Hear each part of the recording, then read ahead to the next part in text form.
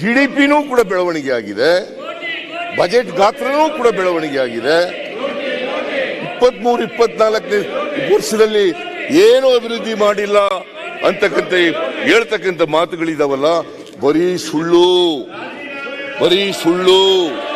ವಿರೋಧ ಪಕ್ಷದವರು ಮಾಡಿರ್ತಕ್ಕಂಥ ಆಪಾದನೆ ಯಾವುದೇ ತಿರುಳಿಲ್ಲ. ಅದರಿಂದ ನಾವು ಅಭಿವೃದ್ಧಿ ಕೆಲಸಗಳನ್ನು ಕೂಡ ಮಾಡಿದ್ದೀವಿ. ಇವತ್ತು ಮಾನ್ಯ ಅಧ್ಯಕ್ಷರೇ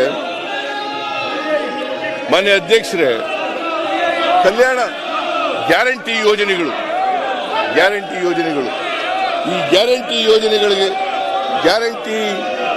ಯೋಜನೆಗಳಿಗೆ ಈ ವರ್ಷ ಸುಮಾರು 36,000 ಕೋಟಿ ರೂಪಾಯಿಯನ್ನು ಖರ್ಚು ಮಾಡಿದ್ದೀವಿ. ಈ ವರ್ಷ ನಾವು ಶಕ್ತಿ ಯೋಜನೆ,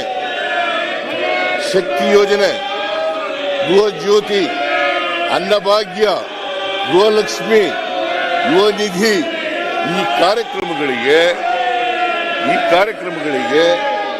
ಸುಮಾರು 36,000 ಕೋಟಿ ರೂಪಾಯಿಗಳನ್ನು ಈ ವರ್ಷ ಖರ್ಚು ಮಾಡ್ತಾ ಇದ್ದೀವಿ.